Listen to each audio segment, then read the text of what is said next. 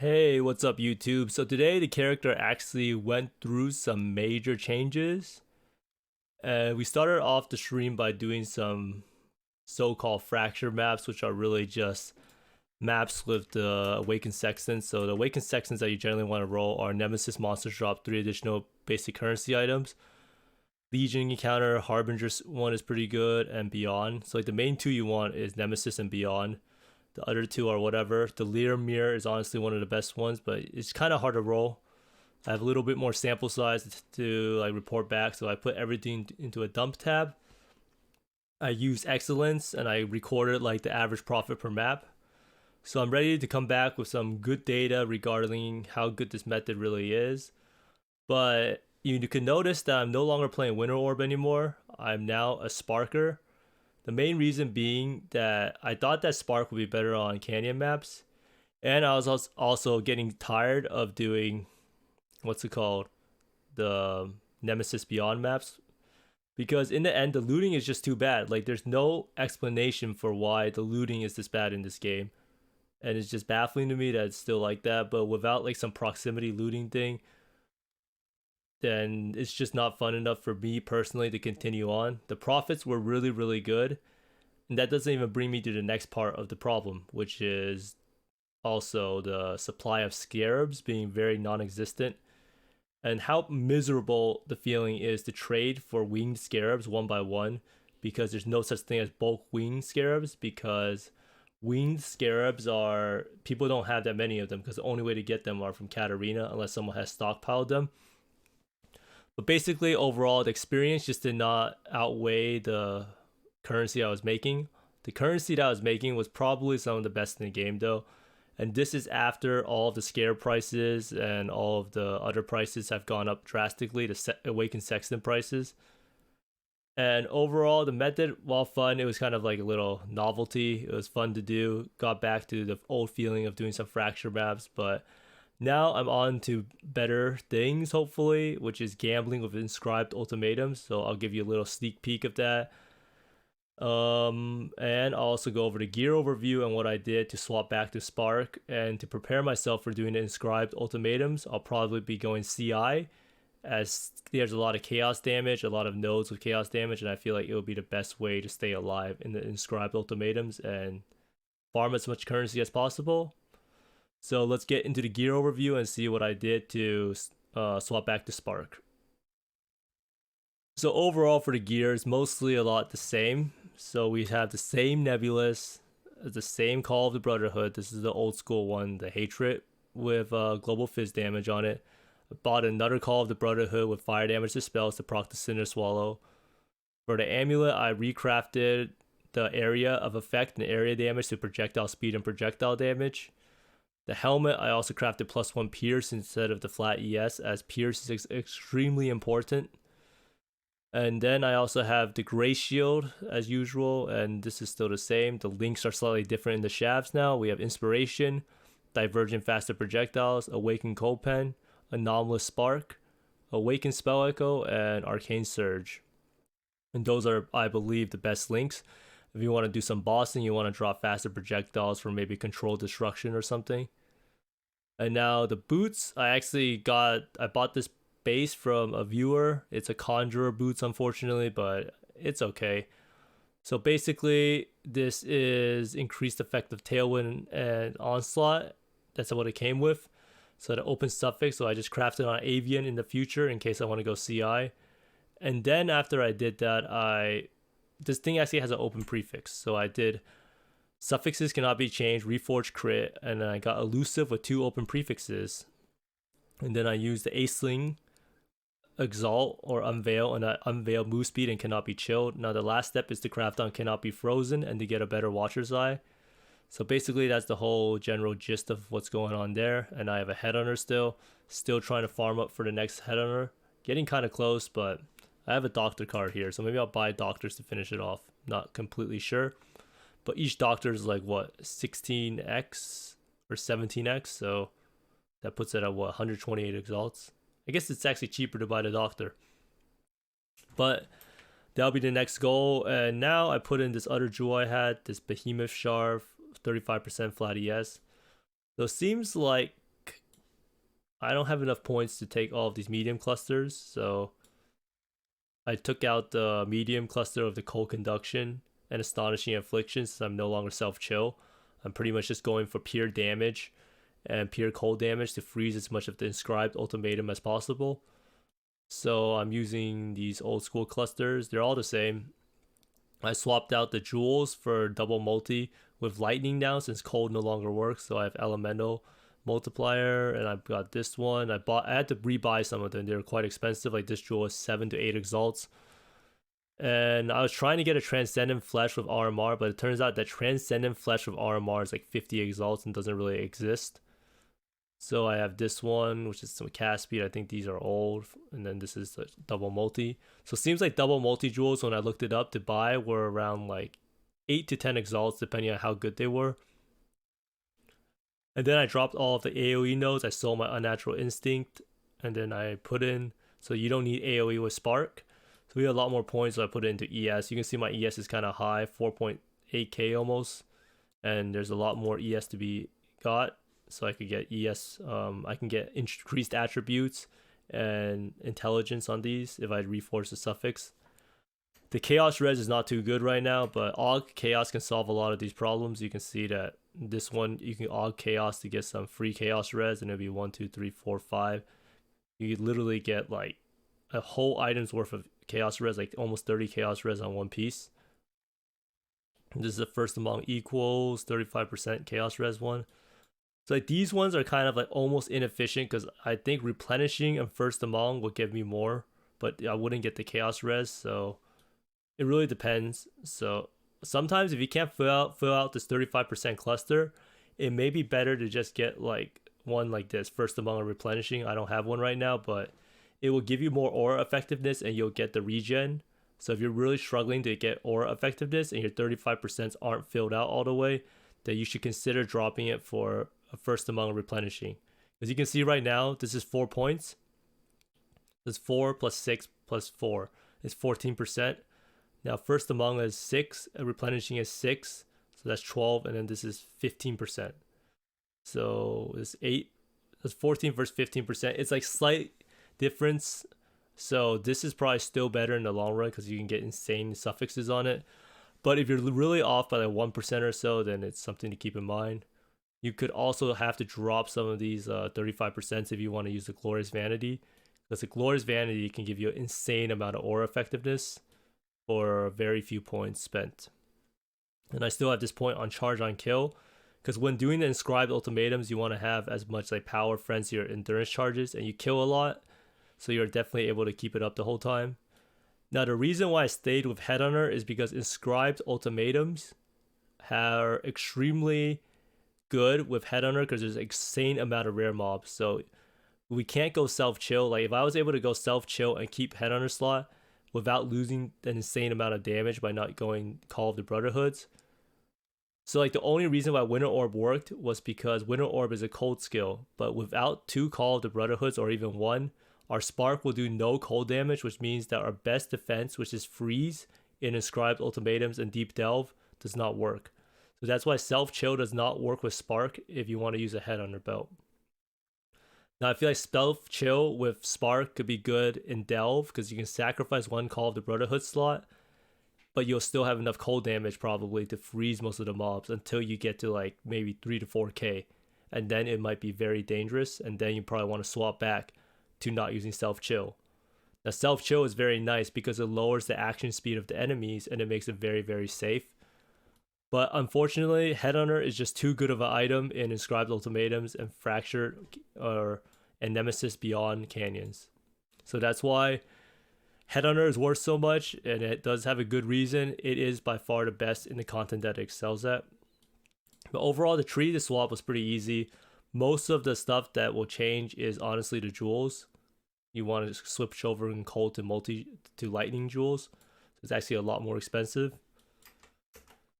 But yeah, I mean, that's basically it for the gear overview. This character did a lot of pretty crazy Inscribed Ultimatums, and it was actually kind of fun to do. Like the thrill of losing 16 exalts is kind of cool until you lose it. But now I want to go over the results of the Harbinger maps because I kind of want to showcase this what's it called, the findings I had, because I actually went out of my way and downloaded Exilence so that I have a good baseline of exactly what dropped and what is actually worth a lot from those maps. So now I want to go over quickly like what exactly drops in the Harbinger maps in Valdo's Rest and whether it's gonna be worth it in the long run. So this is my Excellence for the tab. This is for the dump tab I have here and everything in it, and that's everything that dropped over the course of like 9 to 10 maps, I think. So you can see that the bulk of the value is Exalted Orbs, and then it's Conch Effect Gem, and this dropped from Delirium map. I put the Gem Delirium Orb on it, so that's why this one dropped, and Vortex dropped down here. These are kind of like outliers, I feel like. Although like over a large sample size of maps, there will be some large drops that you normally wouldn't see. But these ones here are like staples: Atoll map, Orb of Alterations, Orb of Fusings, Chaos. So these are like 2x each in terms of total drops. Chromes are pretty big, almost 1x worth of Chromes, Vol Reliquary Key, Ancient Orbs, Alch, Scours, Prime Sextants, Orb of Unmakings. So it all kind of little adds up. And after this is mostly just like smaller drops of like smaller maps, like an Elder map here and there, some Delirium Orbs from the, what's it called, the Mirror of Delirium at the end. And overall, the other stuff is kind of small, but it adds up a little bit. So I don't know if you would sell every single one of these items, maybe not the essences right away, but maybe in bulk. But the bulk of the cost is mostly just these orbs over here at the start. So you can pretty much say like, this is about right. You maybe would take off like 500 chaos for the small stuff that would not be sold. So it seems pretty profitable, right? Like 5,950 chaos. That's a pretty good excellence for like 10 or so maps, or 9 or 10 maps. That's like 600 chaos per map, 800 almost. So you'd be wondering like, is this worth it? So here the cost breakdown is right here. So it takes around 70 sextants to roll it all, to roll 4 watch zones. And the funny thing is that this investment level is insane because you have to have a lot of these laden stones. Because these laden stones are extremely important, because sometimes you just get Nemesis currency over and over again. Like right here, I keep getting Nemesis currency. I have like 6 stones with Nemesis currency. But I was never able to get the other stones with, what's it called? Like, I couldn't get the other stones with Beyond, and I couldn't get the Mirror of Delirium ones. Which makes sense over time, because Beyond, I think, is actually rarer than Nemesis currency, and so is Delirium Mirror. So I just got extremely unlucky with Nemesis currency last time. So this method is not really that sustainable with Sextants if you want to go for Mirror Delirium, Beyond, and Nemesis currency, and the Harbinger boss one. Is definitely not, you're not going to get it in 70 sextants, but you will probably get Nemesis currency guaranteed in 70 sextants every time. And then the scarabs are a huge portion of the cost. You have the Winged Harbinger scarabs, which are actually 100 chaos each now. That's actually crazy. It's already went up by 30% since I last talked about it. Winged Cartography is 72 chaos, Gilded Blight 72 chaos. This is for 4 maps. And then if you don't get the Mirror of Delirium and you still want some like extra juice, you want to add a Delirium Orb. So each Delirium Orb is about like 30 chaos. So if you just did a 20% Delirium map, you can say 120 chaos. You add this all up together, it's around 7 Exalts total. Because sometimes you might want to put more Delirium Orbs on, and I don't include the cost of actually rolling the maps, which is actually a lot of Alks and Scours to get Nemesis on it. So you can add up and say it's nearly 2 Exalt investment per map. The average map was probably around like 7 to 800 chaos. So if you say that, it's like you make what, like 5 Exalts per map. So you make around 3 Exalts in profit per map if you sell everything. Now that's pretty good, because you could probably do like 5 or 4 of these maps per hour. Now let me tell you, these maps take a long time to loot, especially if you put a Delirium Orb on it. Like there's just so much stuff to loot with a Delirium Orb, because the splinters for the Simulacrum don't stack. It's almost at the point where I don't know if it's worth looting everything. But everything adds up. So in the end, it's probably the best if you just spent the whole time looting and doing like getting as much out of the map as possible. But it's just not fun, right? You do 4 maps in an hour. That's like an insanely low amount of playtime. 4 maps in an hour. The map probably takes like 3 minutes to clear and 10 minutes to loot. And I'm not even exaggerating, because I had a prediction going in my chat for how much the total loot would be for the map, and it ended up around like 800 chaos every time. Unless some maps you got super lucky with Exalted drops. So because of that, like it would just be awful. Like you would spend 10 minutes or plus looting the map and you would only play like for 3 minutes. And even though the profit's pretty good, it's probably like 15x, 12x per hour, somewhere around there. It's a miserable experience looting, so I don't really recommend it unless you really want to do fracture maps. I would probably pay a looter to loot the maps, honestly. That's how bad it was. But that doesn't even explain the full story. Because the full story is that the scarabs are really annoying to buy too. So Winged Harbinger Scarab, let's look at this. You want to buy it with Chaos?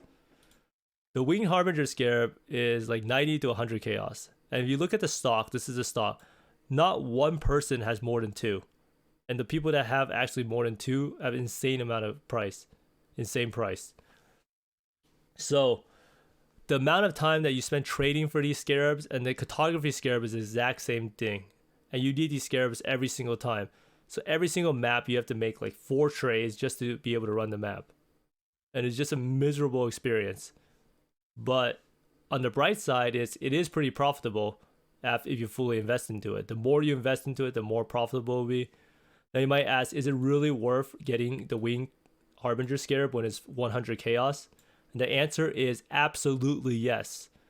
Like, it is insane how much it scales. The Gilded Harbinger gives 4 Harbinger packs. The Winged Harbinger gives 7. And the bulk of the time you do is spent buying the supplies for the map. So you might as well make the map as juicy as possible, right? So that's actually the best way to maximize your profit. Now, this is really good amount of money per hour and is definitely not too shabby, but you do have to sell a lot of the stuff. Most of the stuff is actually kind of easily sellable, but some of the stuff is not. Selling the bulk maps are kind of annoying, but you can just go into TFT Discord and sell it all. So overall, method is definitely good, but in terms of your sanity's sake, or at least for me, looting is not fun. Spending literally 50 minutes out of an hour looting is really bad. Even if I gave you the trick to do the scroll wheel, it's just not a fun experience. And buying the scarabs, like if one of those things were actually better, like if buying the Winged Harbinger scarabs and Winged Cartography scarabs were better, then it would be a better experience, right? Just one point of the chain. But unfortunately, every single map would give me anxiety because I was thinking like, oh no, I'm almost out of Winged Harbinger scarabs, so that means I have to go trade 3 times before I could do the map. And maybe if you had a trader to buy everything, and if you had a trader to loot everything, this would be the best money-making method or best experience in the game. But sadly, that's just not how it is, so I recommend people try it a little bit if they like the old Fracture maps, just to get a feel of how it could be like. And then I probably recommend you do something else afterwards, because the experience, as good as it is not worth the annoyance, I think, of doing the method. But everyone is different, so if you saw the currency amount and you like the amount that you can make, then go for it by all means. But for me, I'll be moving on to Inscribed Ultimatums, which is what I want to show you guys next. Because in these videos, they're pretty fun. In the coming streams, I'll be gambling some nurse cards, some doctors maybe even, but definitely some 4 and 8 Exalt ones. So I just wanted to show you some full runs of Inscribed Ultimatums with 4 nurses and 8 Exalts ones. Because it's actually pretty nerve-wracking. The closest call I had today, I actually got to 232 ES, which I'll show, or 282 ES. And yeah, in the coming days, I'll probably be swapping the stack of walls, but I hope you enjoy the clips, and the Inscribed Ultimatums will be, I feel like, some great content from me maybe dying and losing a bunch of money.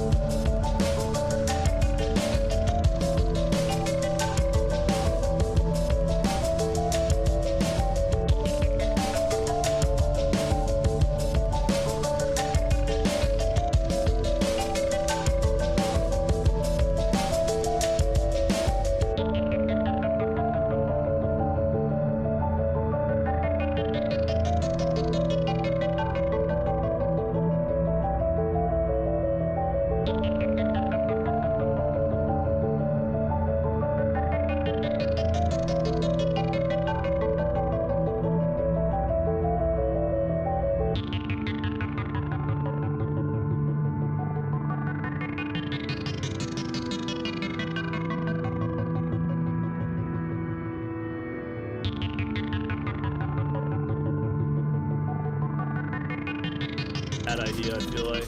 What is this even? Stone circles? Oh, I'm dying! No! Why is this doing so much damage? Anyhow, I hope those Inscribed Ultimatums were pretty fun to watch. I know I had a lot of fun doing them. I'll probably try to set up some search parameters for a lot of them and share it with people, because a lot of you guys here probably have some pretty strong characters. And in the end, I do think Inscribed Ultimatums are the best money makers. So if I had to rank, so there's actually like 2 things I think are the best money makers in the league by far. Number 1 is selling the Trial Master conditionally. You just keep spamming maps, do the ultimatum, try to get the Trial Masters to spawn. And as soon as you spawn him, you can invite people into your map, sell these challenges for like 15 to 20 exalts each.